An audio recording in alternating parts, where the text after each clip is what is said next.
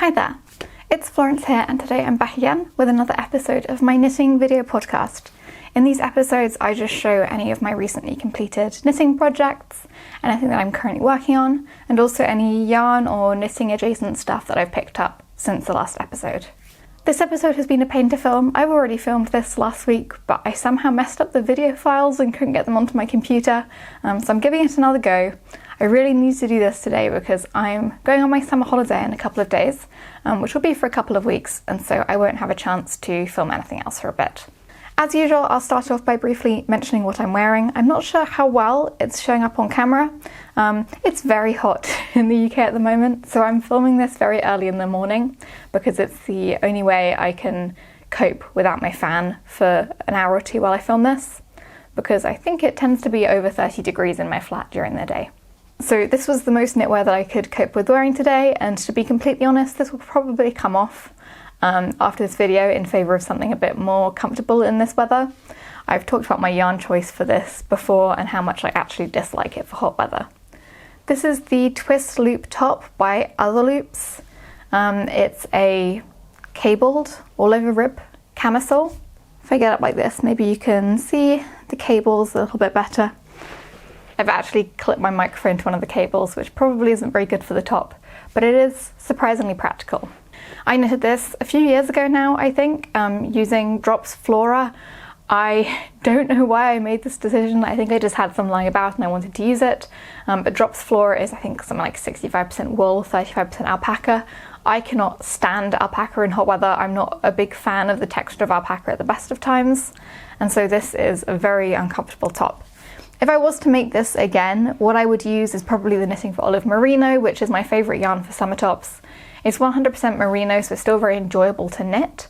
I generally find that cotton is very uncomfortable to knit with.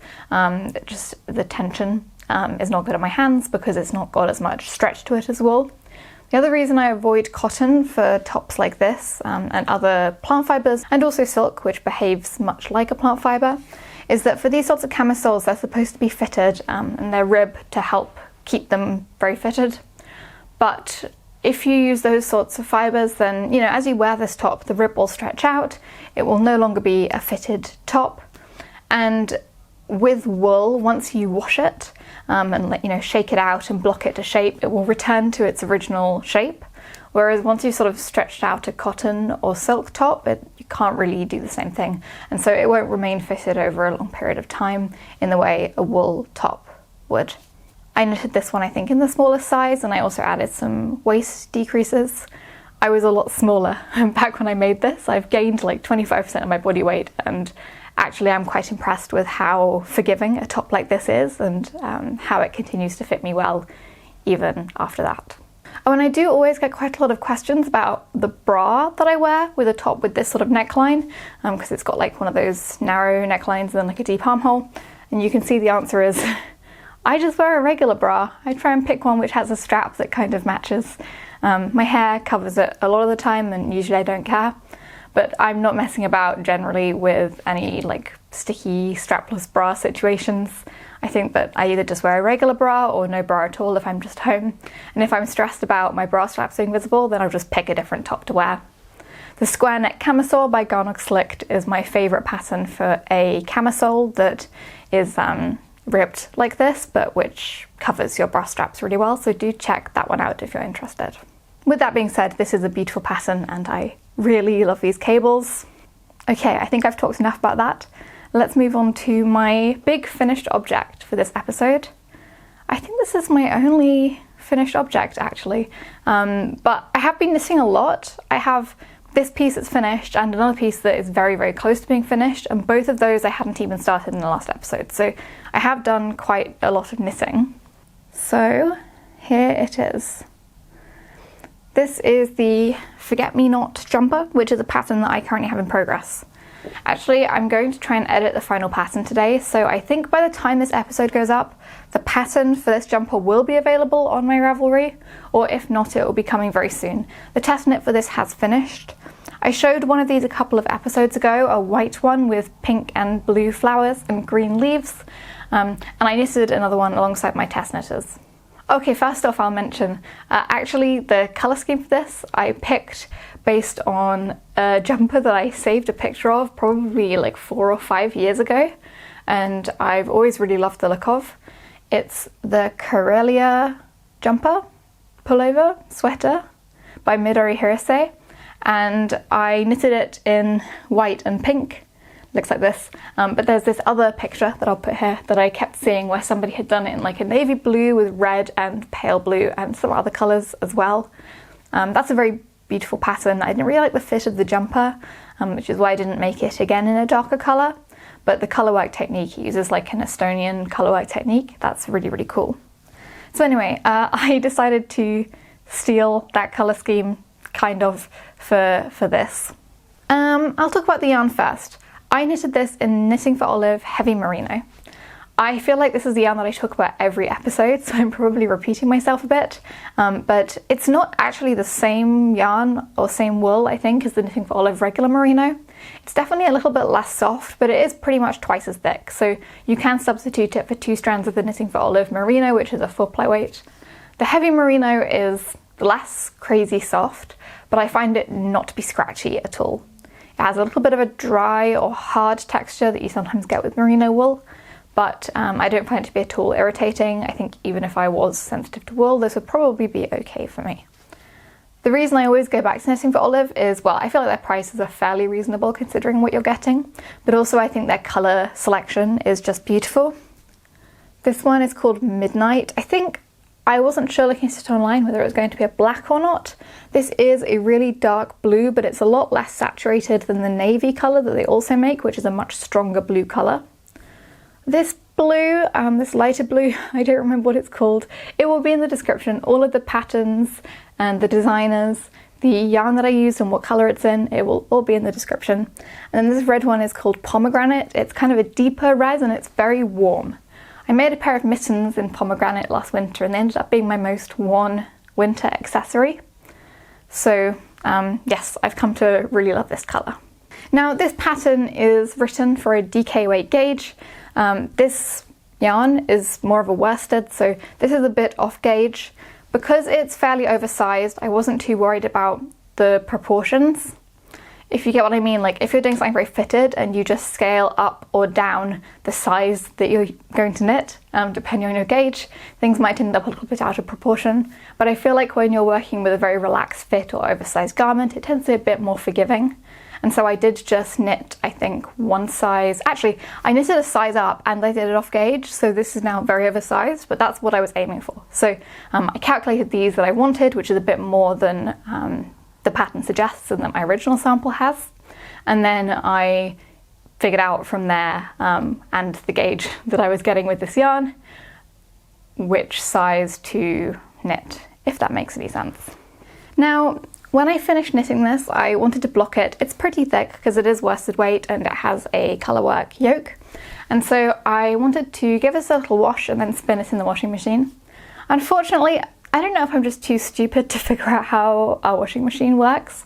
It spins fine if you're washing stuff in it, but obviously I don't want to wash a non-superwash merino jumper in the washing machine, and so what I was trying to do is just put the jumper in and spin it for a bit to get most of the water out so that it would dry much more quickly.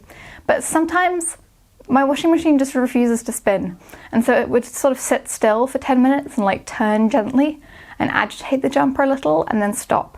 And so I put it through like 4 cycles to try and convince the washing machine to spin, because sometimes it does spin. Last time I tried to use it to dry something before blocking, it did spin, but after 4 cycles it still hadn't. And so I took the jumper out and I laid it flat and pressed water out with a towel or whatever, and then I left it to dry. It didn't take too long in this weather, thankfully.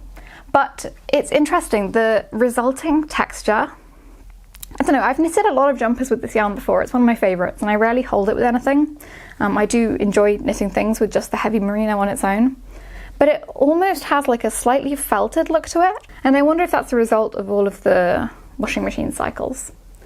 I'm holding this up to the camera optimistically, but I know that especially with it being this colour, you can't see anything.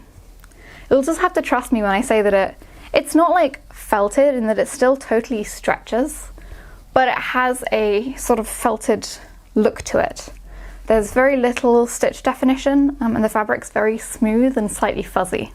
Honestly, it looks really good. I really like it, and I hope I get a similar effect when I use this yarn again in the future. I think it also really helps the colour work look very smooth and even and nice. This is deceptively quite tricky colour work with a lot of very long floats that you have to catch. I mean, I do think ladder-back jacquard would be a very good technique for a piece like this, because I've never done it actually, but my understanding of how it works makes me think that when you have sort of columns of colours, like you do with these leaves and these flowers, and then like a column where the floats would go in between, I think ladder-back jacquard is quite suited to that. So if I ever made this again, I would probably give that a go, because I think it would be a good chance to try the technique out. But yeah, this is a slightly fiddly colourwork design to get to look good, and so I do think the spinning made it look very smooth and cohesive and really nice. Now the pattern, as I said, is my own pattern that's currently in testing and that I'm hoping to release maybe today or tomorrow, very soon. Basically, I knitted this exactly according to pattern. The only changes that I made were I added a folded collar. The original pattern has a funnel neck, so you just do like 10 centimeters or something in half twisted rib and leave that as is. There are a bunch of different ways of doing a folded collar. Of course, you could do that and then at the end sew the collar down. I find that doing that is a little bit tricky because I tend to sew with less control of my tension than when I knit. So I end up with the seam at the bottom of the collar limiting how much the jumper can stretch. I don't think that ever looks very good, and for things with smaller necklines it can sometimes be kind of difficult to get it over my head afterwards as well. What I prefer to do is, once I've knitted the tube for the collar, I knit my live stitches together with the cast on edge, and then it's like fixed together with actual knitted stitches, and so that's just as stretchy as the surrounding fabric. The downside to that is that you can't really change your mind and unfold the collar at the end, since it's really knitted into the project. Or I guess you could, but it would be very fiddly to do. Interestingly, again, I feel like it's just too dark to see. This collar looks really skewed, like the rib is kind of skewing off to the side a bit, which tends to happen when the live stitch that you're knitting is not perfectly aligned with the stitch on the cast on edge that you're knitting it together with. So like, instead of folding like this, you end up folding like this, if that makes any sense, and then everything ends up a little bit skewed. But I can say with confidence that I didn't do that. Like, I'm very careful about this. I'm very careful with making sure that I knit each stitch from the cast on edge together with the right live stitch, and it lined up all the way around, and I was checking frequently that it was still aligned, and yet it still has this skewed look. And I think that's just sort of the natural skew that you get from using half twisted rib. I think that if I wanted to fix that, I should have just chosen to do a regular 1x1 rib without twisting any of my stitches, and that would probably have looked a bit straighter. Other than that, I knitted everything pretty much exactly to the pattern. The one detail I added was this red stripe on the cuffs.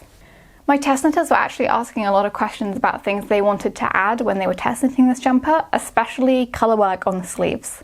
And I was like, sure, go for it. I'll try and keep it in mind when I'm calculating yarn usage and stuff, but you're welcome to add it.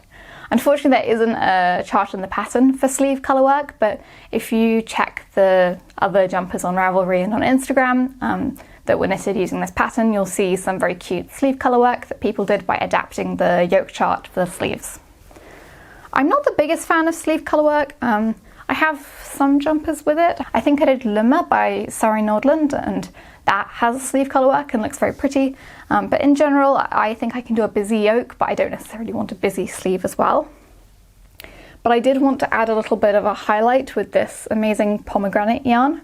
And so I did a little bit of the red before binding off. Now, if you are doing 1x1 rib, be it half twisted or regular, and you just switch to using a new colour, it won't be a very clean colour change when you look at it, because if you're doing stockinette and you change colour, if you think about it, on the right side you'll have a really clean change where you have stockinette in one colour and then stockinette in another colour and a clean line between them. But if you check the wrong side, because of the way the purl stitches sort of interlock together, it will be like colour 1, colour 2, colour 1, colour 2, where the colour 1 and colour 2 switch and overlap a little in between. I don't know if that makes any sense. The point being, when you're changing colour in rib, if you just switch to the new colour and carry on, then you will have a kind of messy join, specifically in the pearl columns of the rib. This can look really cool. There is one jumper, I think it's called the Glitch Sweater. I'll put a picture of it here and I will link it and mention the designer in the description if you're interested. I really want to make this jumper, but in this jumper that's used as a feature, and I think it looks really, really cool.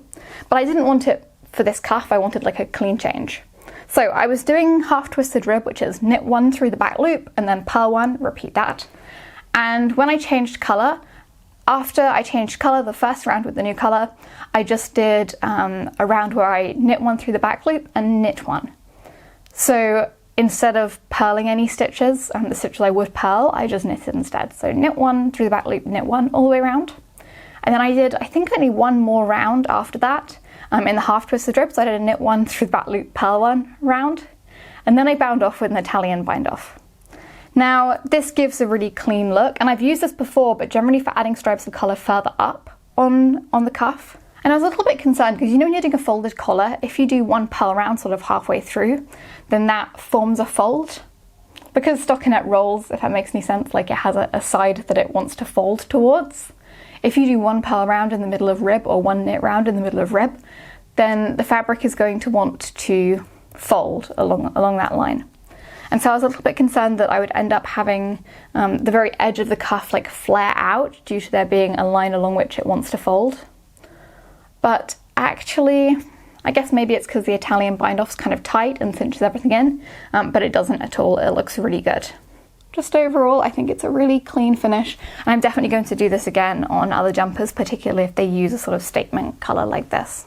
So yeah, I think that's everything that I wanted to say about this. My navy blue forget-me-not jumper in the Knitting for Olive heavy merino. I guess I'll talk about my other big garment. This is not a finished object, but I am very close to it being a finished object. This is the step-by-step cardigan. Now, I've made this before. It's a pattern that I released a couple of years ago, and it does have a full video tutorial. I designed it as my idea of what would be a good first cardigan project for a brand new knitter to try, and so it has a pattern that's written as simply as I could, and a corresponding video tutorial where I go through all of the steps. The pattern is available for free. If you check the Ravelry link in the description to the pattern, you'll see it does have like a price, but right at the top of the description it does have some discount codes so that you can get the pattern for half price or for free as you wish. So, you know, if you want to have a look at the pattern, see if you like my writing style, or if you just want to knit a piece without spending too much on the pattern, you're welcome to use that 100% off code to download it. That's fine with me. I just wanted some mindless knitting. I feel like I've been thinking a lot about a lot of things that I'm missing. Colourwork, double knitting, cables. I just wanted to do something that didn't require any thought, that I could knit in front of subtitled TV, because I can't do complicated knitting while I'm watching subtitled TV. I know I said I'm using less beige lately, but this is like the beigest cardigan I've knitted in a very long time. Where do I start? I guess yarn. The first time I knitted this, I used Nora Madara, which is a rainbowy tweed. It's really, really pretty. And I'm actually going for a neutral tweed again, although this one does not have the rainbow flecks in it. I was in my local yarn shop, the Oxford Yarn Store, which I love so much, looking for some yarn for this. My original plan was, because I'm going on this holiday, my holiday is to the Baltics, and I think it's like 11 nights or something, and I'm almost never staying in the same place for 2 nights. So I'm visiting a lot of different cities in the Baltics, I'm getting a lot of public transport, and generally I won't be able to leave my bag at a hotel or something during the day. I'll be carrying it around with me a lot of the time.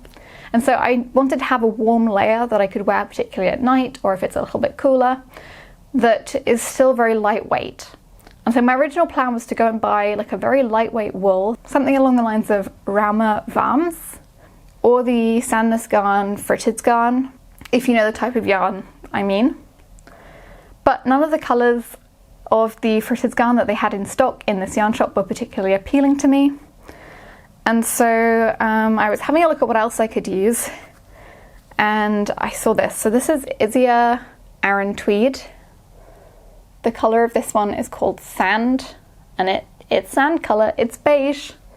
I kind of regret going for this. I think I was quite charmed by the pretty beige tweed when I was in the shop, but actually it is a very overwhelmingly beige garment, and I'm never really sure if that suits me. Anyway, this is Aran. I feel like Aran is kind of the Wild West when it comes to talking about yarn weights. People call things an Aran if it's like a 20 stitch gauge, or if it's like a 13 stitch gauge and everything in between. This particular cardigan uses a 16 stitch gauge, so it is quite a thick Aran. It's not a worsted, it has to be like a true Aran. This yarn, I'm pretty sure it doesn't even have a suggested gauge on the little cardboard band, which is kind of annoying.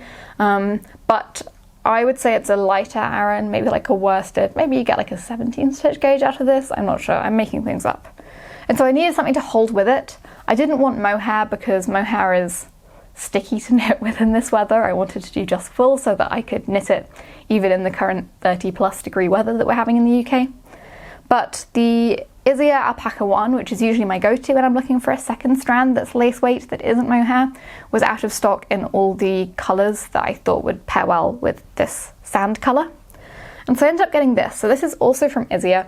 Annoyingly, I don't have a full ball left of either of these, so I can't show you what it looks like in the actual ball, but this is Isager Highland Wool. It's kind of an interesting yarn. It's quite woolly. I would say it's not really soft, so if you are sensitive to wool, this might not be the one. It's not super scratchy or anything, it's just distinctly woolly. And I would describe this as a light fingering weight. I have some Latvian mittens that I'm feeling less motivated to knit during the summer, but which I will go back to. And I'm knitting those on, I think, 2mm needles and 1.5mm needles maybe, using this yarn. So I'd definitely describe it as a light fingering weight. These two together are definitely a little bit thick for achieving the gauge at the pattern request, and so I'm slightly off gauge.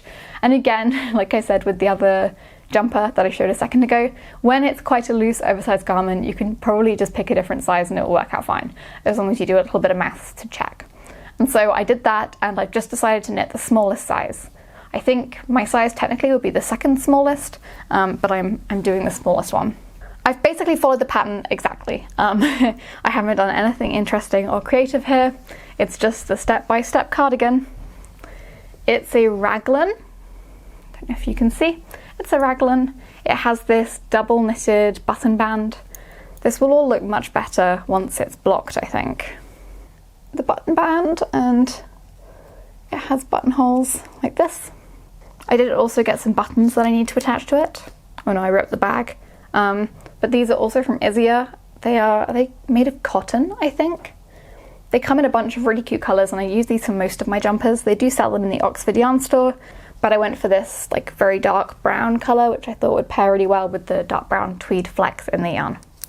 And in terms of where I'm up to with this, I have the button band on, I have one sleeve done, and I've just started the cuff on the second sleeve, so I'm very close to being finished. You may notice I'm using different needles. These are the Knit Pro Symphony needles.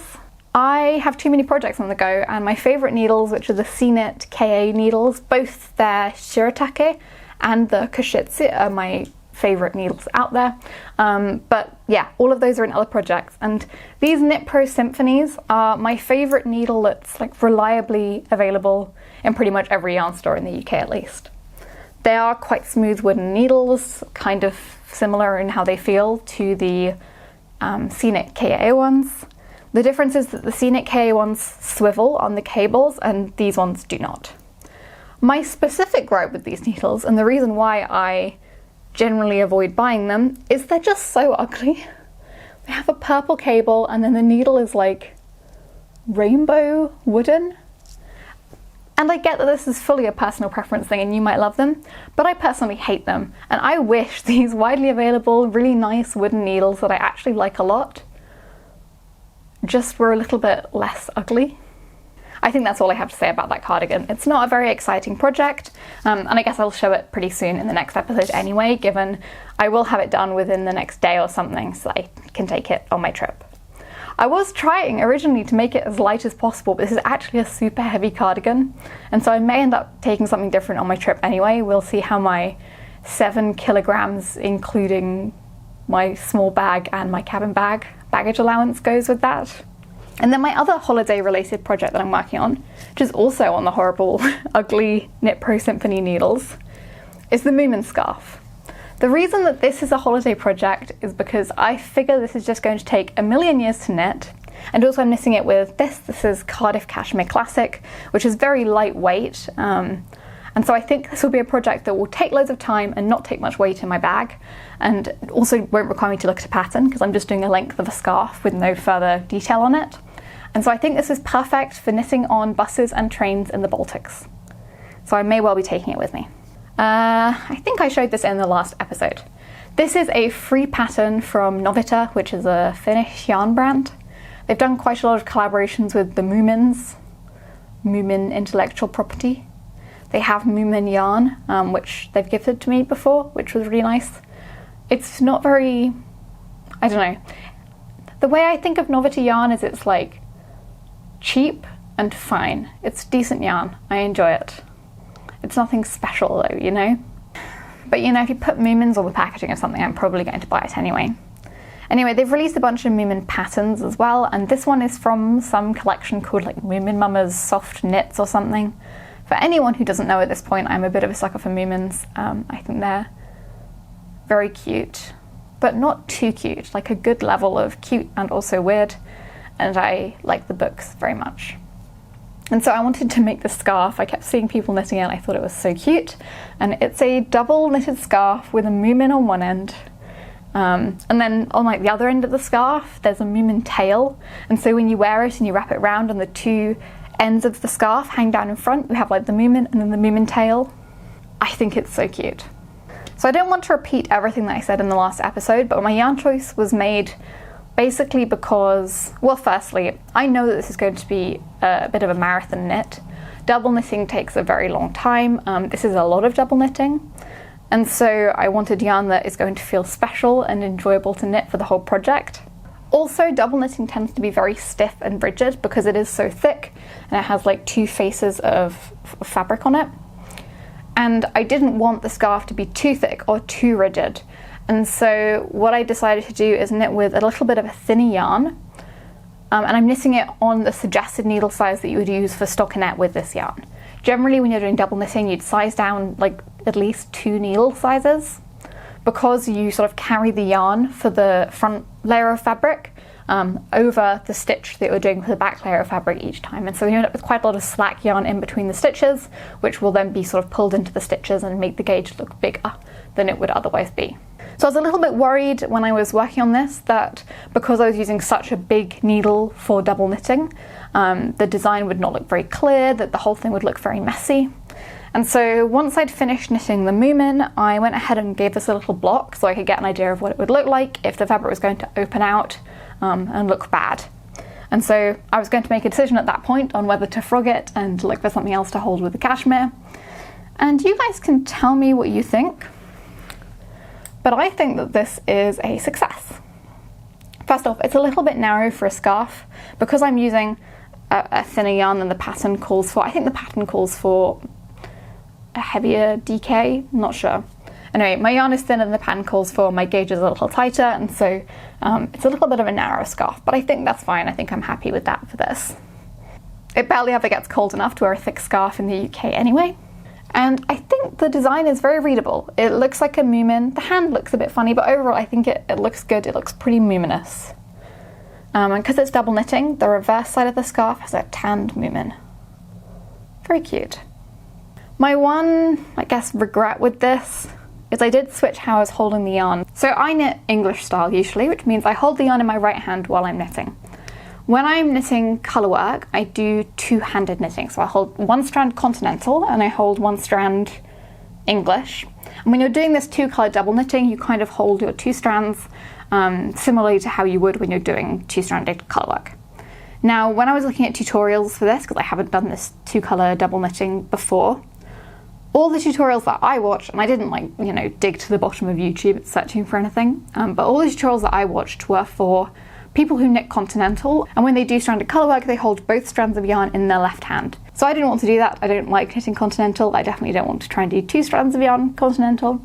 And so I was trying to figure out how to make the technique work with one strand held in my right hand as well.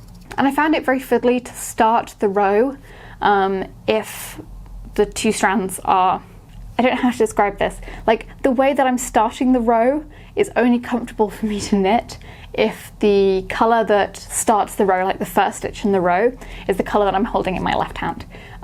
This is silly and I should figure out how to get around it, but I didn't. And so what I ended up doing is when the body of the Moomin separated from the edge of the scarf here, the colour of the first stitch of the row changed from like white to brown, right?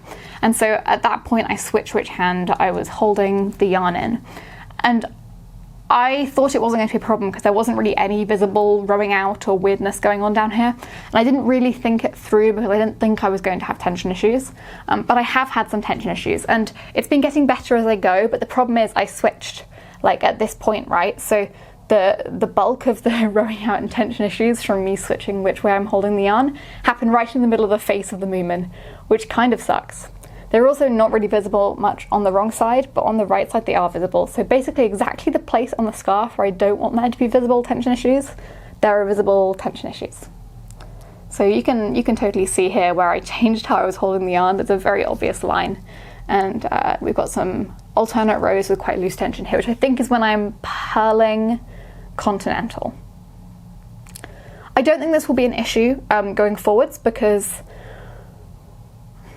this only happens when I'm purling continental, and for the rest of the scarf I won't be purling continental because I'll consistently be knitting with my left hand and then purling with my right hand, I think.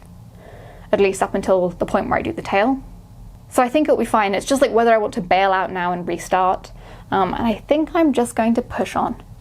I'm gonna not be perfectionist about it. I don't care. Unless someone's looking for it, I don't think they will spot it. I think people will be too stunned by the cuteness of my Moomin scarf to look up close and say that I've got a couple of rows where I'm rowing out really badly below the Moomin's eye. I don't know, I feel like so many knitters are so perfectionist and I respect that, and sometimes I wish it was me, but it's not me, and I really want to wear this scarf this winter, and I have such a good opportunity to spend hours knitting this scarf on many Flix buses, and I want to take that opportunity. So yes, that's my Moomin scarf.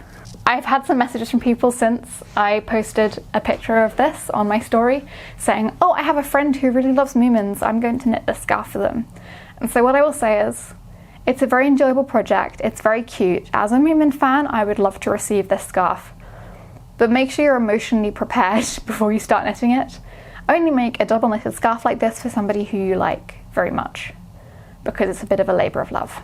Okay, those are my projects. But I have a lot of yarn and stuff that I'm going to show. If you don't like sticking around for that, I'll see you next episode. But I have a lot of really cool yarn that I'm excited to talk about. Just before we get going, a couple of things. I have never been paid to talk about anything on this channel. I don't really want to be paid to talk about anything on this channel, but sometimes brands gift me things, and generally I say yes if it's something that I would have wanted to buy myself anyway. And in particular, when yarn brands offer to sponsor a pattern, and particularly when they offer to sponsor my test knitters, I will almost always say yes to that because I would really like to be able to offer yarn to my test knitters. Realistically, with the amount of money that I and many other smaller designers make off our patterns, I can't afford to sponsor yarn for all of my test knitters, and that's not what's normally done anyway. Generally, the yarn that test knitters use will be gifted by the yarn brand, sort of in return for being the recommended yarn in that pattern. And British brands don't really do this. I wish they did, but I've had a few really kind offers from some German brands, and so I have received some yarn as gifts from them. That's just giving some background on why I accept free yarn from these brands. I guess since I just went on that whole spiel, I'll show that yarn first. So I was sent this box from Lang, which is, I believe, a German yarn brand. Basically, they asked me a few questions about the sort of yarn that I like, and then they sent me a ball of each of the yarns that they thought I'd like. And I think they deliberately picked out colours that I'd like as well, because this whole box is full of red and blue and beige, which, well, they're my favourite colours, so that's pretty cool. They sent me a bunch of different yarns. Some of these are more like summery yarns with some cotton in, like this is a Merino cotton blend called Venus. This one is also mostly cotton. This is Via. They sent me one ball of alpaca socks. I'm so happy for this because normally when you're given one ball of each yarn, there's not very much that you can do with that one ball beyond swatching to get a feel for it. And it does almost feel a little bit wasteful. But one ball of sock yarn, particularly I think this is a 150-gram ball, so this is a big ball of sock yarn. This is plenty to make a pair of socks, and it's in this beautiful peachy cream colour that I think is really cute, and I'm just really looking forward to using this. It's actually a sock yarn which is only made of alpaca and nylon. Normally these alpaca-y sock yarns, like Drops Nord and Isager sock, just have like wool and some alpaca, but this is just alpaca and nylon, so I'm super curious about it. Knowing me, I might hate it. Alpaca is very hit and miss for me, but I think for alpaca enjoyers, this might be very nice. To me, the standout yarns that I would love to make something with in this box were the Lambswool and the Yak. I think I saw this coming because both of these I've looked at and thought about buying before. They both are a bit on the expensive side. This is 70% Merino, 30% Yak. This one is 100% Merino. But both of them are slightly sort of thicker DK or light worsted yarns. They're both extremely soft. Like, these are not scratchy at all, even a little bit. They're very beautiful, and actually I think that Lang picked the colour that I would pick for both of these, so I will give them a little swatch to see how I feel, and I will likely go for one of these if I end up designing something with Lang yarn. They also included these kind of funny knitting needles which are textured like a unicorn horn. And then possibly the most exciting part, I was so hyped for this. They sent me shade cards for all of the yarn that they sent. So like these are all of the Yak colours. I think this like very pale creamy beige that's quite cool and muted is a very beautiful colour, and that's the one that they sent me a ball of. And then this is the Lambswool shade card, which is much more vibrant in comparison, but this really bold red I think is super pretty and my favourite of the set. And there are shade cards for all the others too, so I'm going to have fun going through those. And yeah, I don't think I have much experience working with Lang yarn at all, if any. I might have used the Yarvol. It's Lang that makes the Yarvol for socks, right? Maybe? But I'm looking forward to trying it out. They make obviously very beautiful yarn. This next yarn is also gifted, but gifted in a very different sense. This yarn was in fact not gifted by a brand, but by a friend who went on holiday and got me some yarn. So yeah, my friend went on a trip to, I'm going to be bullied if I don't pronounce this right, Akasalompula? It's in northern Finland anyway. And while there he saw this yarn, and I really like a weird non-superwash plant dyed yarn, and so this is very much up my street. And this is a very thoughtful gift that I enjoy very much. I don't know why my camera today is saturating everything so much. We'll see if it looks like that when I put it on my computer as well. This is not as orange as it looks in the video footage. But this is a sock yarn that's 85% Finnish wool and 15% nylon. And I mean, I don't speak Finnish, so I can't read the packaging, but I was told by my friend that this is yarn that's dyed with mushrooms, which is quite cool. And also sock yarn just makes a great gift because it's something that you can make a full item from, even with just one hank. So I'm very excited to make something with this. It's also just like the texture of sock yarn that I really enjoy.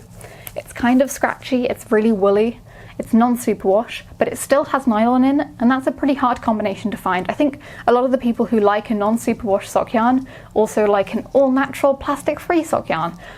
My lifestyle does not work with the all-natural plastic-free sock yarn. Unfortunately, I've tried nylon-free sock yarns, and all the socks I've made fell to pieces really fast. And so something like this, which is non-superwash but has nylon, is my favourite. I don't know quite what to do with this. I do think the orange would look really good with this jumper with like the red accents. I think it would be so cute. I don't think it is quite variegated, like it's just one colour, but it definitely has darker and lighter sections, so I don't think it would look great with cables or lace or anything too busy. I think it would also look really cute in a stripe with a light colour. But then I would have to find a sock yarn that I think matches well with it texturally and in terms of weight. Seems to be like a thicker fingering weight. It does say to knit on 2 to 2.5mm needles, but I think it's a little thicker and definitely rougher and woollier than some sock yarns. So I have to look in my stash and see if there's another colour that would pair well with it for a stripe. If you have any ideas for something to do with a sort of soft orange variegated sock yarn, let me know.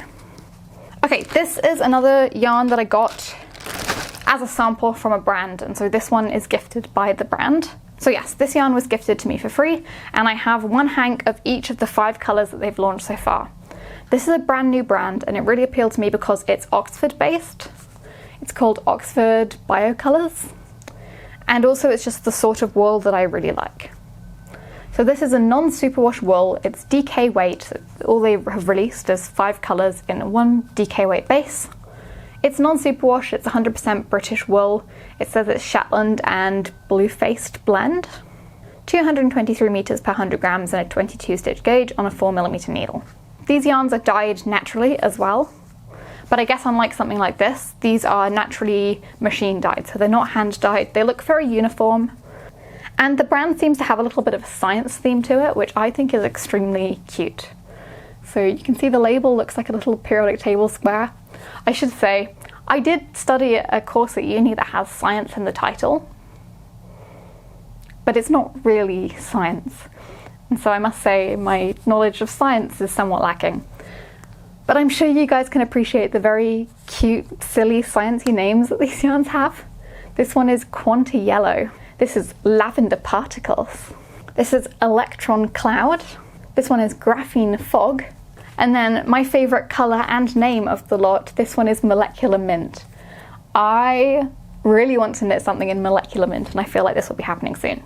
I wish there was a blue, but I appreciate that's kind of a hard colour to dye naturally.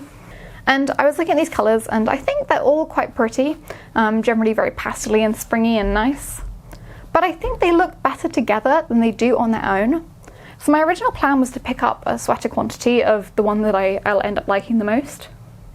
But actually, I was saying, like, what do you do when you have one ball of each of the colours or yarn textures that the brand has sent you? I think these would look really good all striped together. Plus I have 5 times 233 meters, which is easily enough for a jumper. And I've been wanting to make a second sample for my Tombow sweater because I knitted the first one in a yarn that's not available in the UK.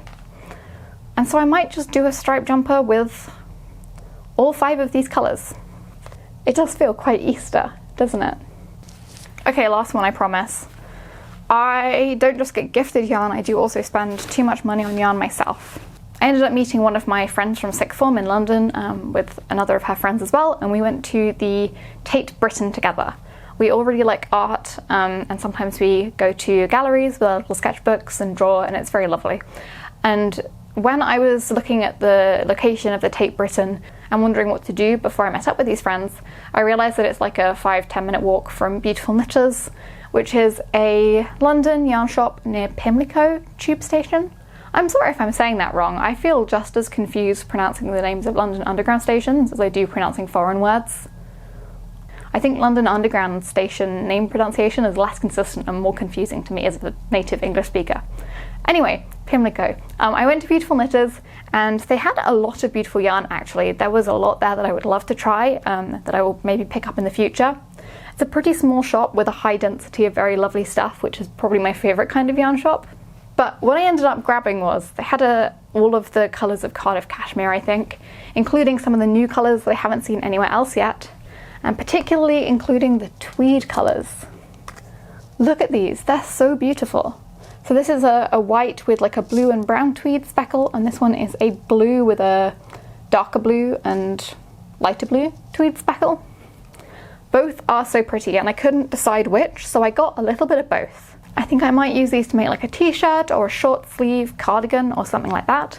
That's the sort of quantity I bought because this stuff is insanely expensive. The colours, by the way, are 301 for the white and 302 for the blue. Yeah, I'm just super excited to knit something with these. I've said this before, but with this yarn, it's very expensive, but I do feel like it's one of those really expensive yarns where what you knit feels really special. Like, it doesn't feel like a texture that you could get for less money. There are a lot of cashmere or cashmere blend yarns out there, and to me this one feels the most fluffy and soft and luxurious. So I do recommend it if you want to buy yourself a treat. I'll have to have a think about exactly what I want to do with this.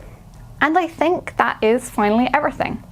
I feel like I yapped for a really long time today, even though I didn't have that much to talk about. Filming a podcast episode is like physically very exhausting.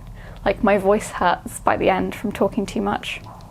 I will be back again after my holiday. I'll see if I can visit any exciting Baltic yarn shops. If you have any recommendations for yarn shops in Tallinn, Riga, Daugavpils, Vilnius, or Helsinki, then do leave a comment and I'll see if I can get to any of them. Also, vegan food. I'm not strictly vegan because I use wool, but I do eat plant-based food. So if you have any plant-based food location recommendations in any of those places, do leave those as well. I don't know if I have any followers from the Baltics. I feel like there aren't very many people in the Baltics in general. Thank you very much for watching, and goodbye.